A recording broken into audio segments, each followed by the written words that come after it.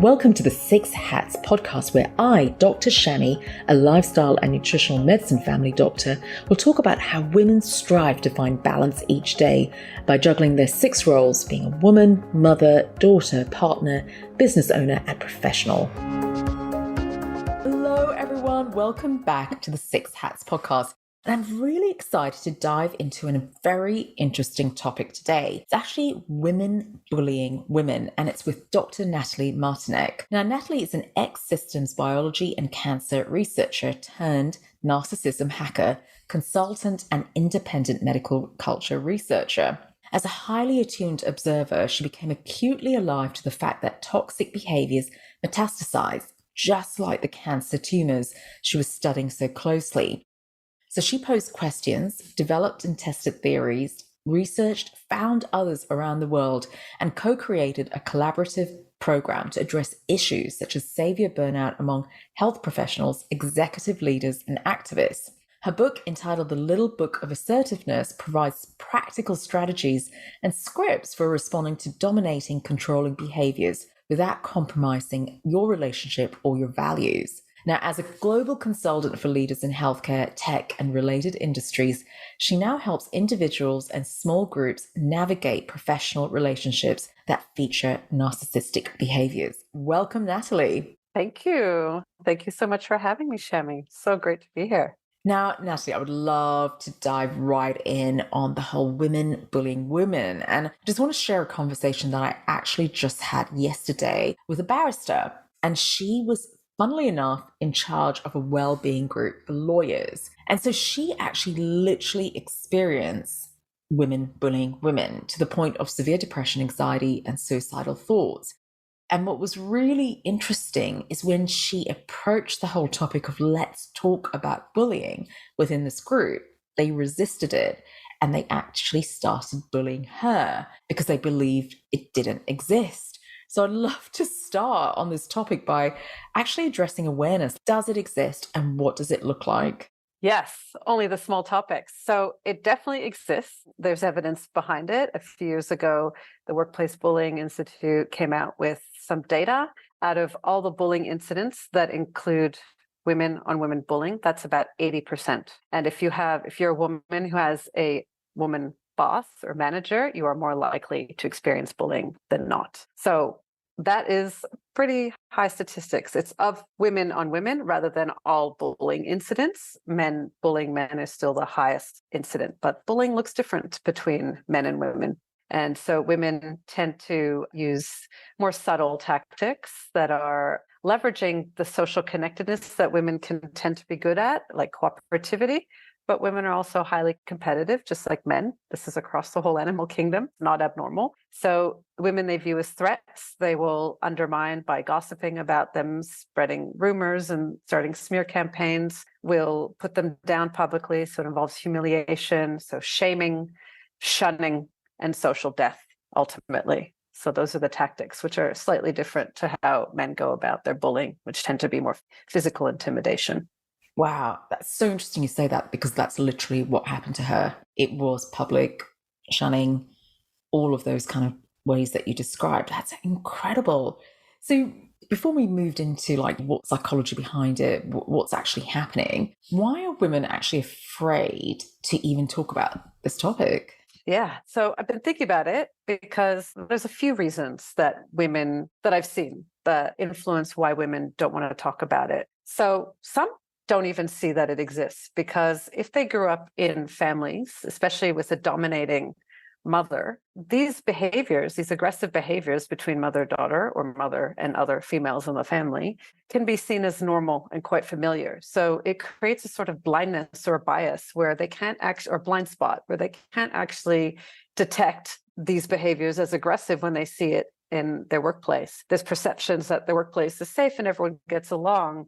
They're not going to look for signs of aggression or even notice it. So you'll get the denial from those women. If you're one who says, so-and-so has been picking on me, I've been targeted, these are the ways it's happened, you'll get the denial. Another one is women have fought so long and hard to have the rights that women have and the level of access to all parts of society that 100 years ago didn't exist.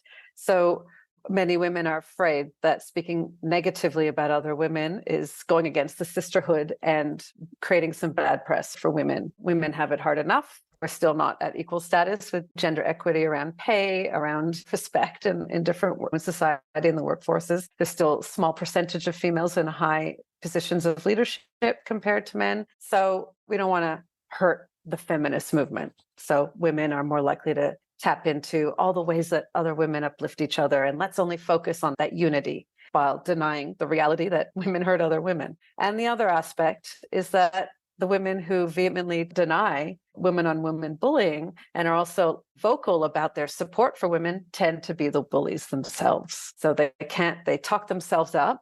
So one of the ways that they undermine women is they talk themselves up. They're in positions of power or higher status, and they talk badly about women who don't have the same attributes or haven't been able to achieve what they have, but they also believe in their own superiority, which prevents them from examining their own behaviors, and they're likely to keep women down if they're posing a threat to their status and position, and they're unaware that they are the bullies. So those are three different angles to look at: is what's behind this denial, what's motivating it.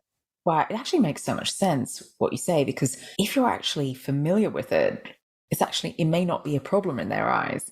And it's almost like it's hard to even comprehend it exists. It's almost like stepping into uncomfortable, dangerous ground. It's easier to avoid uncomfortable conversations than actually deal with it. So there's so many levels that can happen, which makes so much sense, because it's easy to just shut it out, just get on with it, just get to work, do what you need to do. And these are all habits. What I'm hearing, it's a behavior, it's a habit of way people behave, where they're used to gossiping, they're used to talking down about others, it's interesting what you say about the superiority, almost that hierarchy, what power means to someone when they get a promotion. It's just so interesting.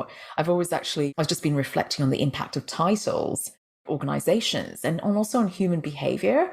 Like, why are we striving to get that promotion, which also means extra responsibility, but that also comes with power. But what does that actually do to our psychology? But in actual fact, it's just a title. And it's interesting how we naturally behave towards these titles. Oh, you're the CEO of this company. Wow. All of a sudden, you shift in the way you behave with this person, when it's actual fact, they're a human being behind that title with absolutely the same issues like everyone else. And it's so interesting, isn't it, Nathalie, how titles, all of this is societal conditioning. Yeah. And where did it come from? Women didn't shape society. Well, they've helped sort of shaped it as they've been able to get access to different spaces within industries, but it was developed by men, and men are hierarchical. That's how they structure their relationships, through a social dominance and a hierarchy. It's not as natural for women to structure into hierarchy. We don't hear commonly alpha women, we hear alpha female. So it's more alpha male. So women have had to enter into these pre-existing societal structures and find a way to fit. And those with ambition wanting to succeed and gain power, well, they have to play the game that already exists in order to succeed and get ahead. And there's some women, it's a small percentage, who don't play the game that way, who do leverage cooperation and uplifting others and compassion with boundaries and tactical savvy and lots of other skills. But that's few compared to the majority who have emulated male characteristics of working, because the usual ways that women tend to exist as seen as friendly and warm and cooperative don't let them get ahead. That actually makes them seem less competent. So they've had to adopt and assimilate ways of being that are not threatening to the men of those positions in power, that make them seem like they're quite competent and skilled. And as they gain power, they're also suppressing certain characteristics inside them that are seen as less palatable or threatening or less competent. So by emulating these male characteristics, these preferred male characteristics, they're actually rejecting aspects of themselves. And that's going to have an effect on their psyche, their behavior. And so they end up turning into psychopaths sometimes. So that's a part of, because they don't see it happening to them. They don't see the impact of the assimilation and plus their ambition to succeed. So it can become a toxic mix. It's almost like you're going up that ladder, the executive ladder, and you're mimicking behaviors that you see have been successful for other people. And perhaps it has been successful for male colleagues. Yeah, and it doesn't prevent men from becoming psychopaths either. Like the more power that you attain without practice of examining your behaviors and trying to maintain or cultivate humility, you are naturally going to reduce in your empathy, and you're going to enhance all these narcissistic traits because they're seen as what's wanted. They're seen as what is competent and perceived as desirable. So you naturally become less empathic, which increases you on the narcissism spectrum. So it happens to men and women across every industry as they rise in power, if they don't have a safeguarding mechanism to prevent that from happening. Yeah. And what is that positive feedback look that they're getting, in the sense of their behavior is obviously getting some kind of positive feedback to encourage that narcissistic tendency? Yeah, so depending on if we're thinking about workplace, depending on the type of workplace, usually if they're the ones bringing in customers and driving up revenue, that's already a tick for them. So the managers or leaders in charge of promotion or recruitment can ignore some of those less savory things or deny that they exist, because here's this person who's giving us exactly what we need. We don't care about the collateral damage, or we're just going to cover our ears, not hear about it. Wow. I guess it goes back to values and workplace culture and leadership, and what drives the culture is all about leaders as well. Is there anything else that drives this kind of behavior? So you mentioned about the hierarchy that's often guided by males in that area, and that's what women are seeing and mimicking. Are there any drivers behind that kind of psychology for bullying? Yeah. So the drivers of bullying in general are the person who is the bully is threatened by the other person. Usually, if you read a lot about bullying, there's the common or dominant narrative is that they pick on people who are weak, which is not the truth. The woman could be seen as outstanding, and she's a threat to this other woman's position of status. So out come the claws, and the bullying begins. So threat. And threat is not a rational thing. That person can remind the bully of someone they once disliked or once hurt them. There's just an attribute that they perceive as threatening or dangerous, and they want to shut them down and eliminate them from the competition. So they go about it in ways that a lot of them don't see are bullying, because maybe, again, this was conditioned or programmed or performed in their upbringing by different authority figures in their life, like their caregivers, parents, or certain people who they admire. The authorities model the way to be, and that what is acceptable. And children, we emulate it, not knowingly. That's just how we are. And then we grow up into adults who end up behaving in this way. And if we're in a culture that permits it, then why would anyone check themselves? This is just how it is. And they're the threat. They're the bad guys. They're getting in my way. It's my right. I'm justified in doing what I need to do to eliminate them for the good of the company, or for the good of the social group, or for the good of this cause. Wow, it makes so much sense about a threat, which kind of makes me think it's a story that they're telling themselves. That person is a threat, which is they've created. And it's become so real for them that it affects their emotions, that drives their behavior, which is so interesting because it just literally comes from a story. Imagination. And the other aspect is, we talk about bullying, women on women bullying, but a bully would be powerless without her enablers. So it takes an entire community, just the statement, it takes a village to raise an adult. Well, it takes a workplace culture or a social group to raise a bully. It's no different. So they're powerless if they didn't have the support. So they're good at garnering support. So even though the story is a figment of their imagination of what they perceive the other person is doing or being that is threatening, someone has to believe them. And then that person has to back them and want to support them in their plight. And that's where we get the term flying monkeys. So the enablers tend to be flying monkeys who end up inflicting some of the damage on the victim, sometimes worse than the bully. So it's the bully by proxy, used as the puppet master, using these recruits to hurt their target. They don't operate alone. That's why it's powerful. And targets are often helpless when they realize too late that they've been targeted. It's not just one person. It's going to be a group of people, and some of whom they've trusted. Wow. If we could just sit with that, bullies have enablers and they're not on their own. And the fact that a bully by themselves is actually powerless, that's huge. That really is huge, because I never thought about it like that at all. never thought there would be a community surrounding the bully enabling that kind of behavior. Wow, that's incredible. And was that through research, Natalie? That's how we Yeah. understand that. Wow.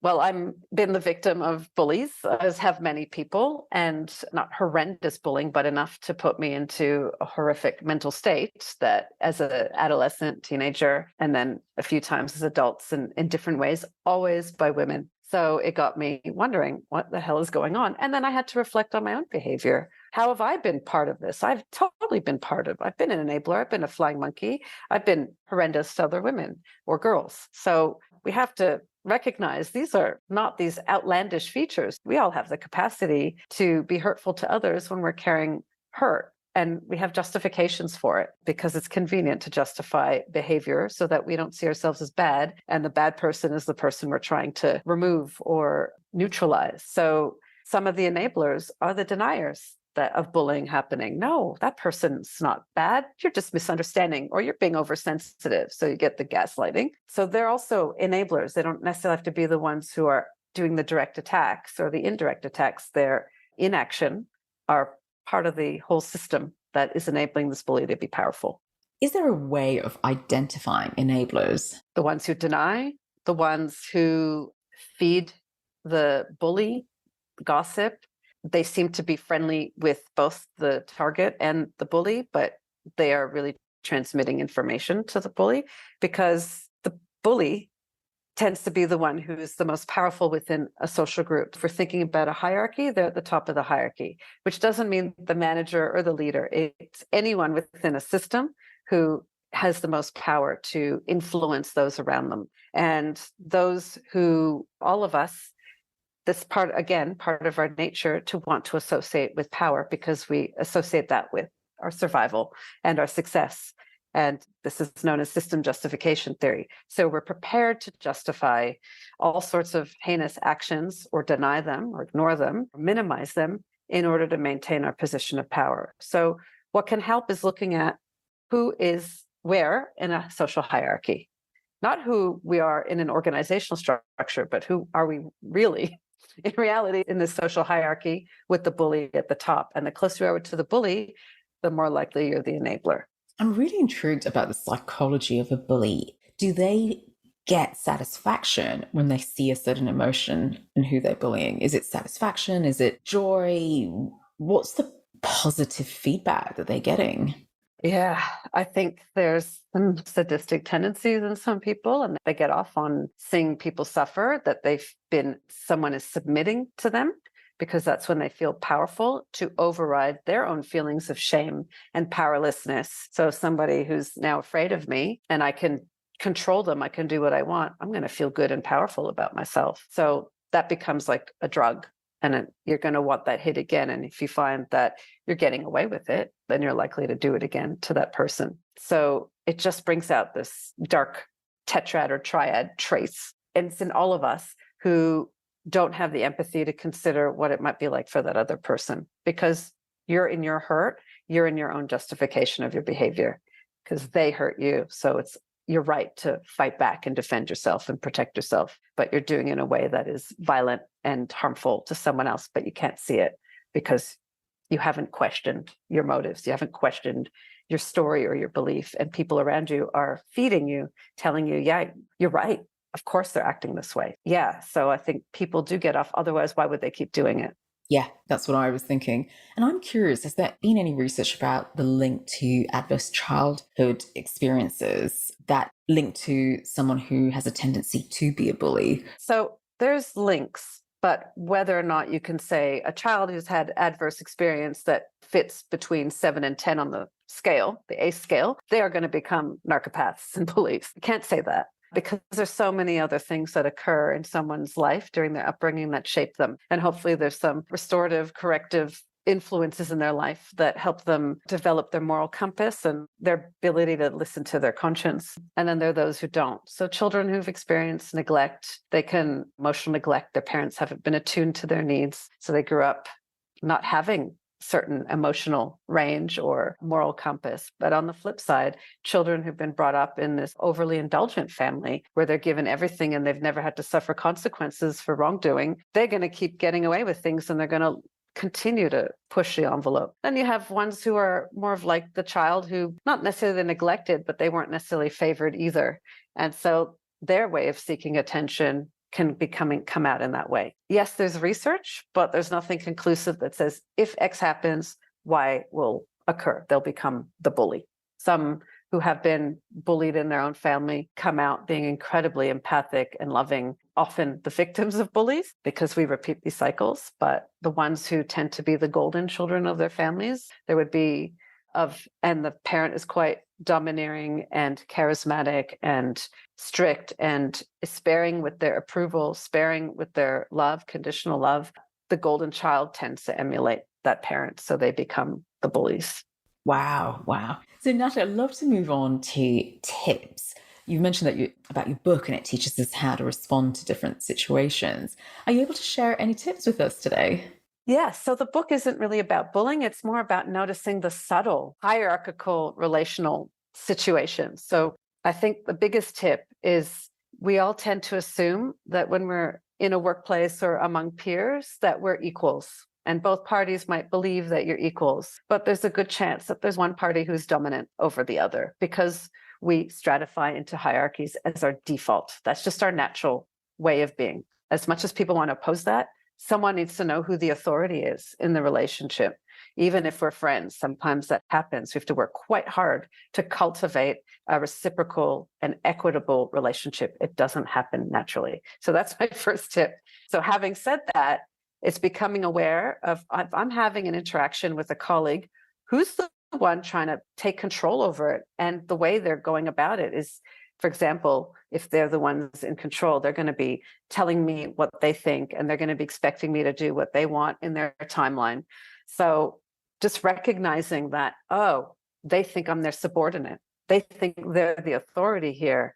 So I need to address, oh, hey, have these roles and we're colleagues. Can we negotiate how we can work together so that we're making sure that we can complement what needs to be done and we both have a say versus one person driving things because that person's going to likely become resentful that they feel like they're carrying the load when that didn't need to be the situation. So it's naming it without blaming.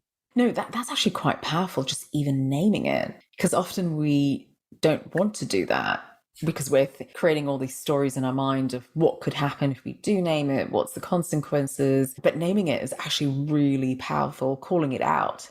So Natalie, is there hope for the future? What needs to change? And I know that's a really big question, but just even starting off the conversation. So I think I'll answer that question as a start that we need to get better at becoming aware of ourselves and our tendencies towards needing to be in control of situations, which is quite common among high achievers, perfectionists, people pleasers. These are all ways of initiating control, just sometimes in ways that are not threatening, especially if I think about people pleasers. So what is my tendency to want to dominate? Or am I normally the passenger and I play a passive role in situations and I just give authority to someone else who wants to have it naturally? So that will create a power imbalance in the relationship right from the get-go.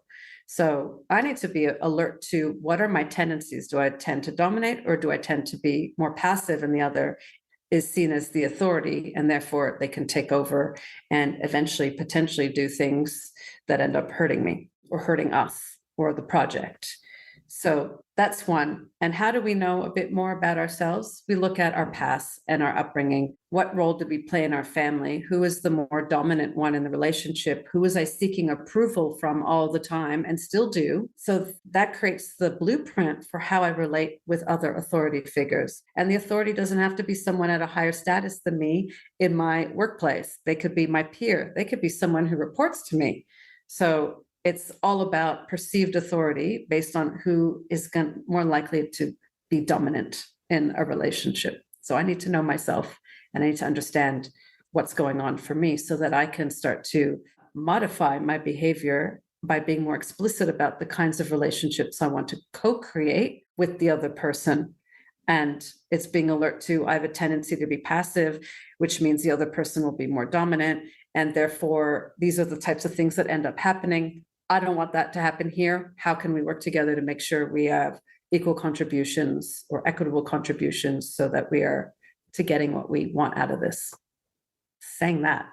Yeah, exactly. I have a feeling many of my listeners would be saying, how do I even start? Because I think it can be quite overwhelming just even having, first of all, awareness, obviously looking at your own values, looking at the environment, almost being now conscious about the environment. Because often I say to patients, we live quite robotic lives. It becomes so automated from what we're eating, what we're doing, how we're sleeping. When I look from the health point of view, it's almost so automated. We don't even think about what we're buying for food sometimes. And that can happen when you go into the work environment because you've done it day in, day out. We're so used to certain people's behavior, you just get used to it. When do we wake up? Like, how do we wake up and what's the next step can we take? Is it seeking therapy for yourself? Is it finding the right coach before even exploring addressing the situation at work? Great question. I think we don't necessarily seek help for anything until there's a problem. So the problem arises and we didn't know there was a problem until there's a disruption. So I could be going about my day-to-day workplace life feeling great. Then something will happen. I'll hear something or I'll get some feedback and it will expose something to me that I didn't see before. So that's the first disruptive step, that my status quo has been challenged. The way I see this person or this workplace is starting to shift. So normally people then don't go see a therapist for that.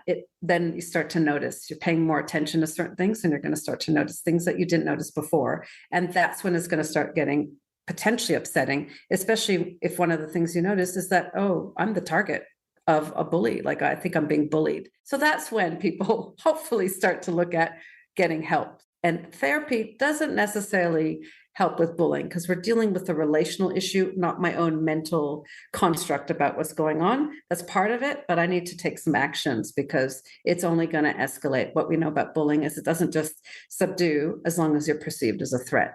So it's noticing what are the things that I'm now perceiving as a problem. And if we're talking about bullying, am I being targeted here? And this is when I need to seek help, not assume it's going to get better. Or if I talk to someone in the workplace, or if I talk to HR, that's going to get better, because a lot of people don't know how to deal with it properly. And especially if the person who's being accused of being the bully is higher up or has lots of great relationships, as they tend to have, that's when you have the enablers, the HR professionals, the managers, the colleagues denying, and they're not going to be on your side. So it can be quite isolating. So you do need to get help then from, even if it's a therapist, but someone who's equipped to help someone navigate bullying and how to reduce their threat factor to extract themselves out of that situation. You mentioned a really good point, extract themselves from the situation, because in my experience as a GP, I've had many patients who've undergone quite a severe bullying. And as a result, they've taken time off work and they've been off work for months. And maybe it is in Australia what's termed as work cover. So they go through this process of being able to receive payments, but being away from it, seeking psychological support. But I always thought, what's the solution in that process? Isn't one in that process, because if the idea is they take time out and they're going to eventually go back into that place, they're not any safer than when they left, because one, their bully or their abuser is there.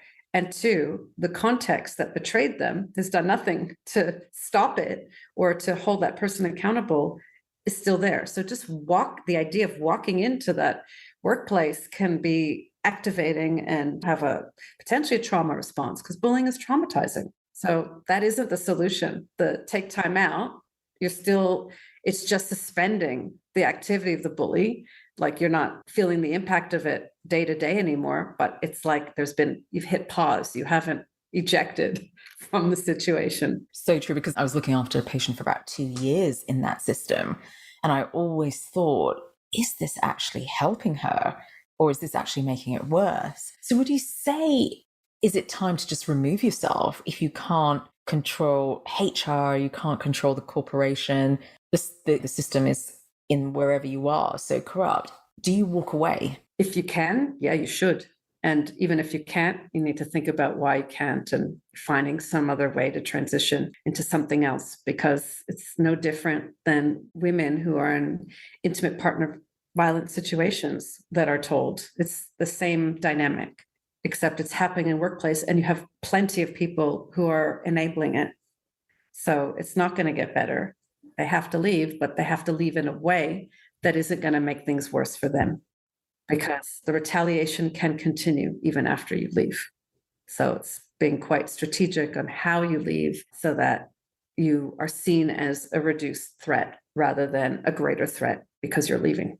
Amazing. Amazing, Nathalie. Thank you so much for your time today.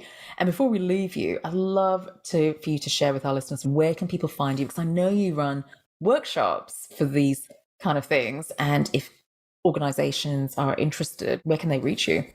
Yeah, so they can find me on my website at drnataliemartinek.com, or you can type in hackingnarcissism.com. That's where you find me. I'm on all socials, Twitter, LinkedIn, not really Facebook, like socials. And it's not called Twitter, it's X. And on my Hacking Narcissism Substack. So I talk a lot about these things in detail, narcissism and how it relates to shame and how it relates to bullying and the enablers and the whole system, as well as opportunities to work with me. So you can find me on Substack on Hacking Narcissism. Amazing. Thank you so much, Nathalie. Thank you so much, Shami. Great chat. Remember that this is general advice only. Please see your healthcare professional for more information. So what's your take-home message today? Remember, it's all about progress and not perfection. And are you suffering from stress? Visit the Usawa Learning Hub on usawa.com.au for more resources on how to de-stress, re-energize, and reclaim your health. Enjoy the journey.